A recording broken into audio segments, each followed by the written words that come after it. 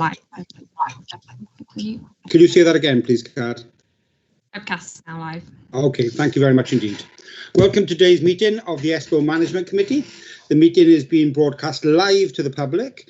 Due to the current situation, all members of the committee are joining online.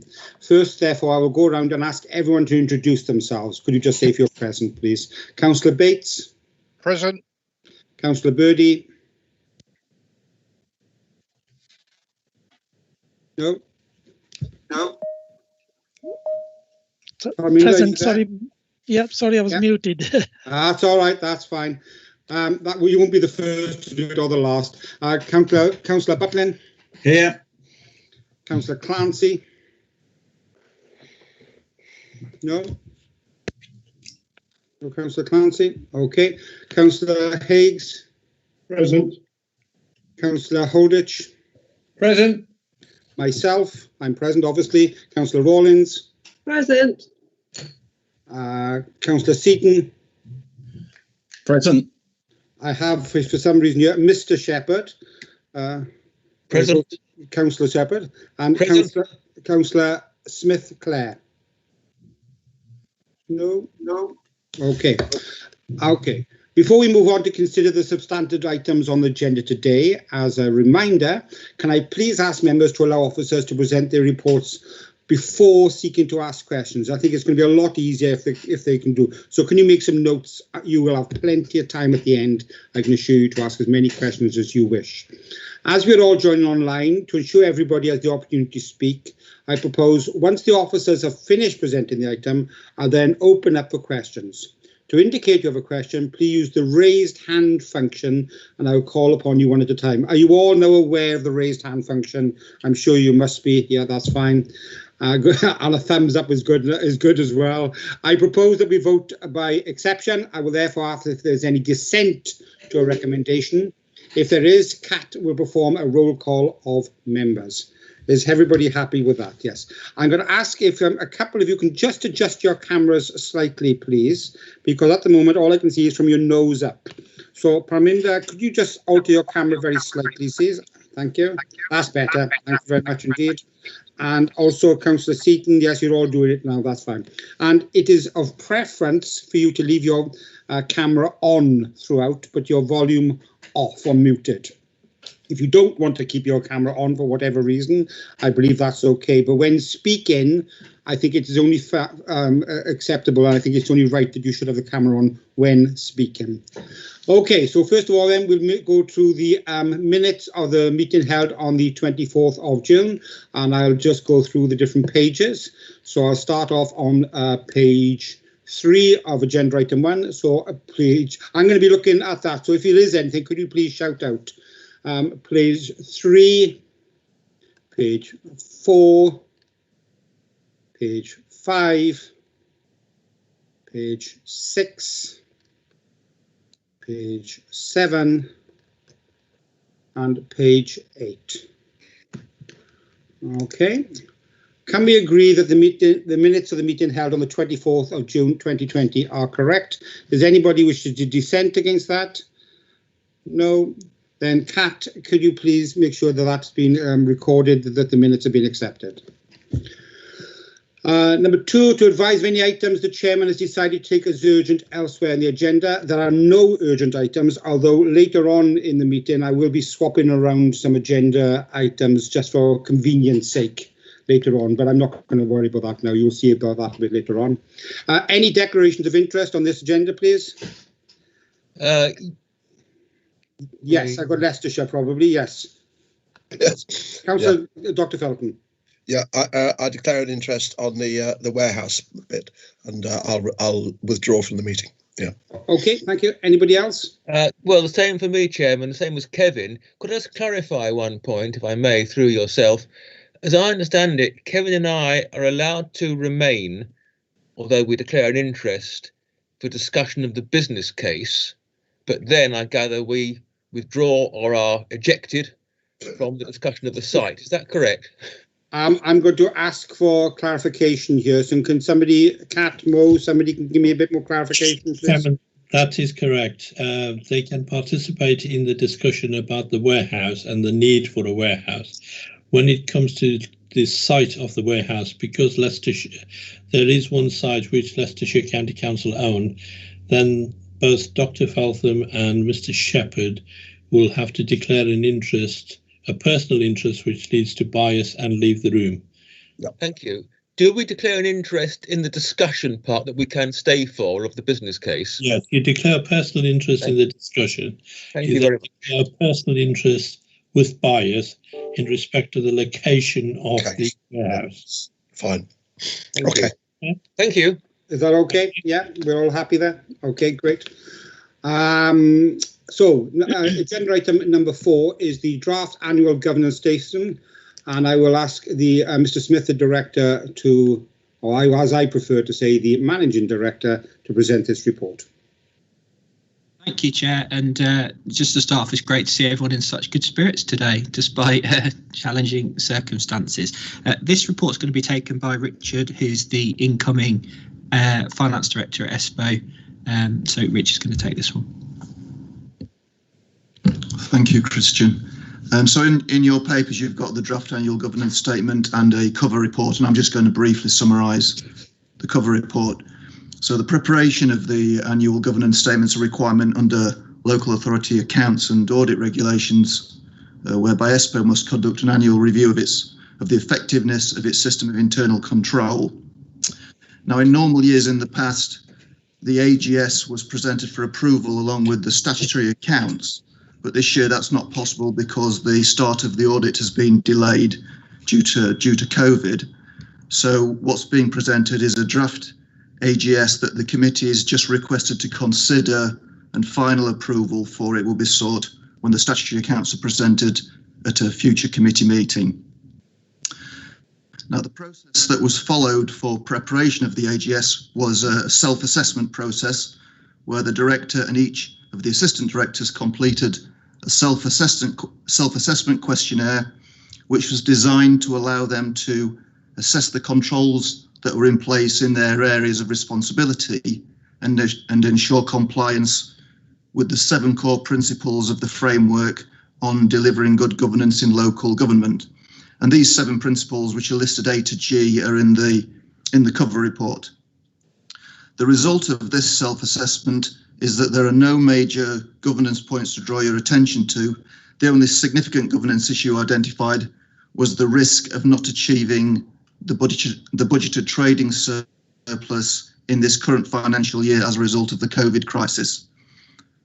And the self-assessment did, however, identify some areas where further development could happen, and these are listed in the appendix of the AGS.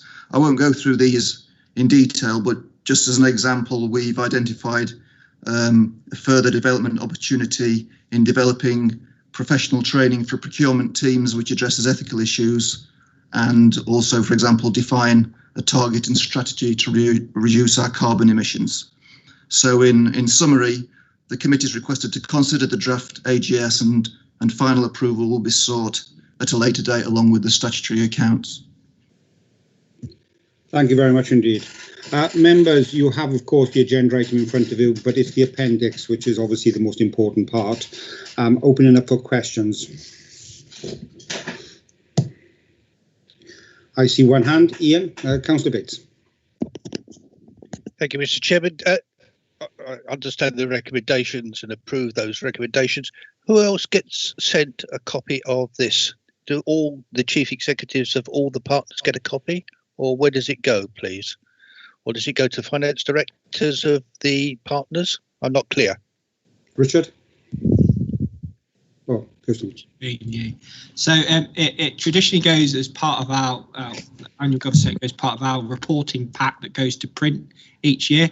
It doesn't, as a matter of routine, go to finance directors or chief execs, but of course it'll be open to be sent wherever it's required, and it'll be a public document.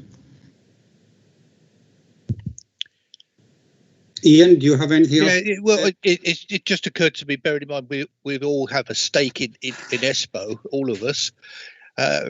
Maybe as a matter of courtesy, perhaps, that we should consider that, Mr. Chairman. I'm happy to leave that on the table, bearing in mind the accounts, the governance is yet to be approved. But I think it's something you perhaps ask the managing director and yourself to consider as we go forward, please? Because I just think it may be good practice and a matter of courtesy, bearing in mind that we all receive what I call our dividend, if I can call it that. Okay, I'll leave it on the table. It's really, easy for me to accommodate that. So very happy to make sure that each people you mentioned gets a copy of it, or get a hard copy. Just on that matter, and while everybody else is thinking of questions, do we put this on our website by any chance, the Espo website? It doesn't go on the website now.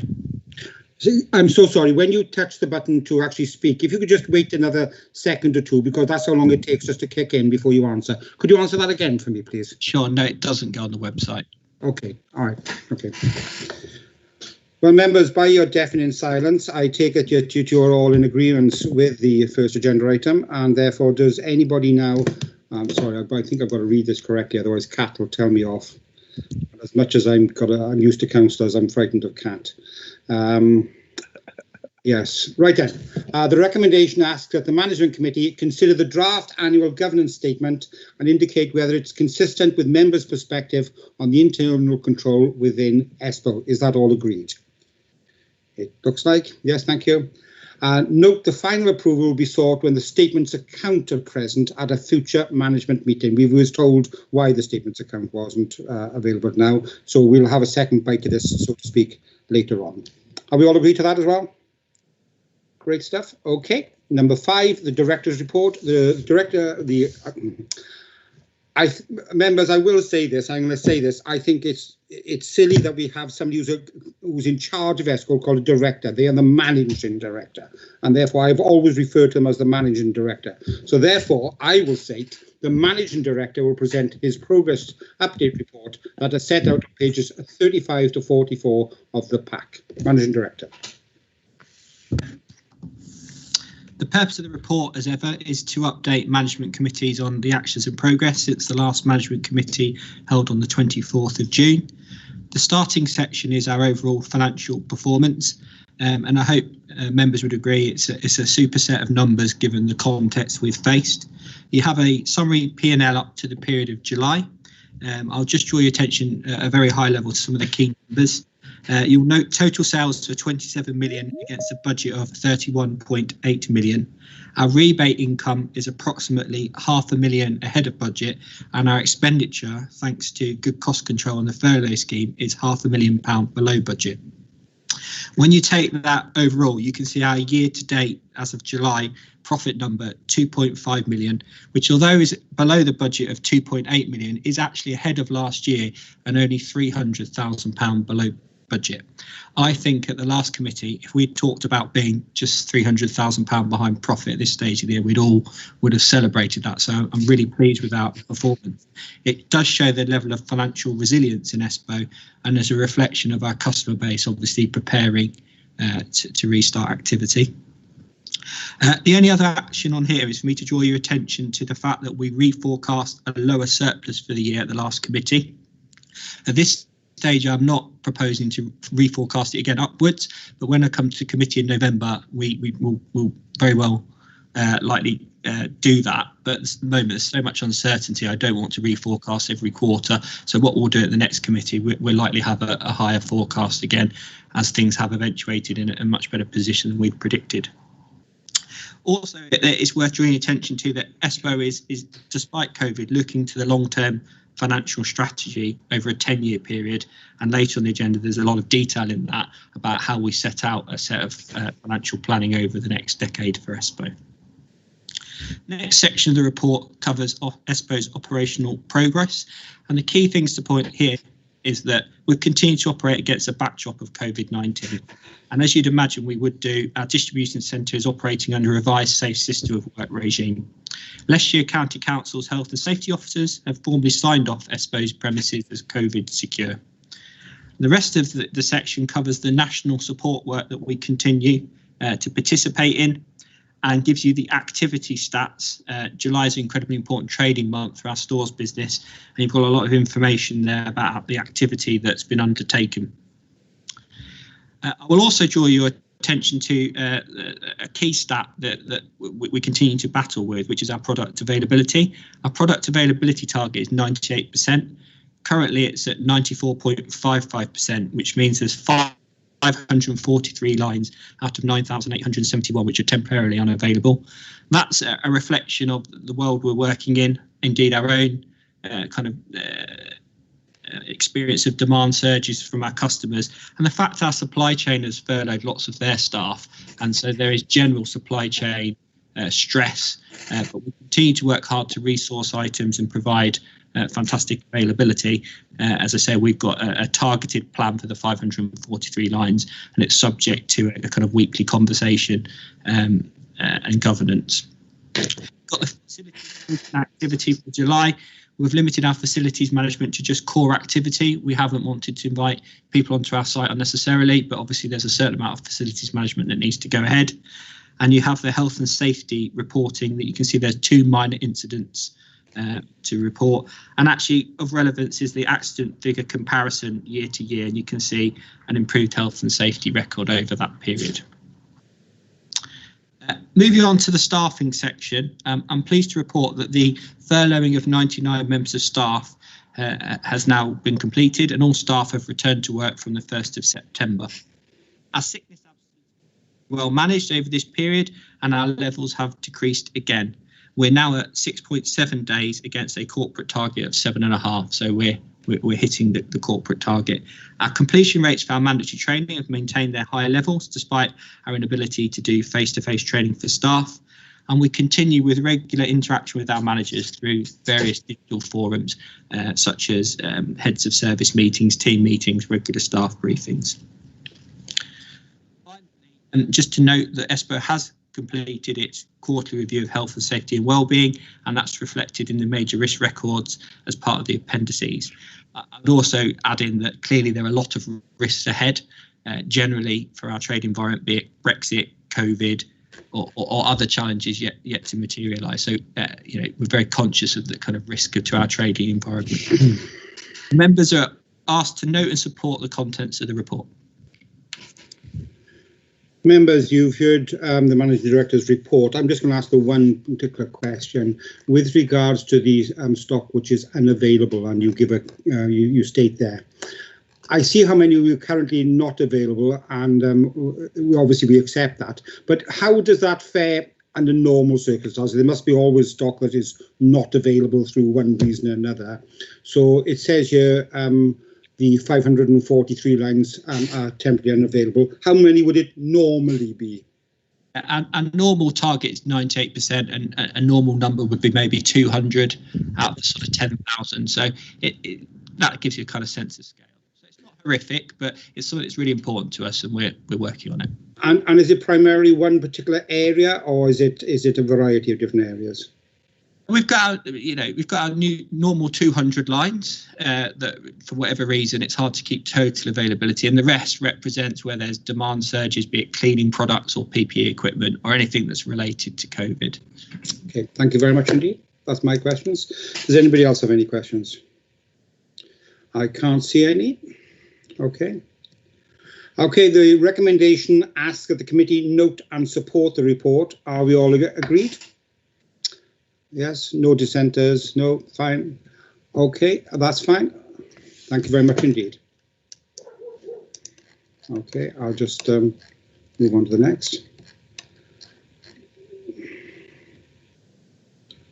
Okay, so agenda item number, sorry, I'm a little bit confused here. I think I've gone off something. Let me just, I do apologise, members. I'm trying to work on too many screens at the same time. Maybe I should go old-fashioned and have a paper copy. So I've got here now the date of the next meeting is the next agenda item. I can see Councillor Bates nodding. So the date of the next meeting and the scheduled meetings is to take place on the 25th of November. And all future meeting dates are also set out in the agenda. Invites will be sent following the meeting. Now we go to the supplementary report. Kat, could you, I'm sorry, I've got a little bit confused here, Kat, because my computer's playing up slightly. Let me just check that. So now we go to agenda item number 7, sorry. That's right. Exclusion of the press and public. Members, I will read this out because that's what we do in Cambridgeshire, so you're going to have to bear with me. The public are likely to be excluded during the consideration of the remaining items in accordance with Section 100, Section A4 of the Local Government Act 1972, exempt information. Can I have a seconder, please? Thank you very much indeed. I've got several there. Kat, can you please take somebody? And so that means I take it now that Kat, you will turn off the YouTube channel. Is that correct? Just waiting for confirmation that it's finished and then we can continue.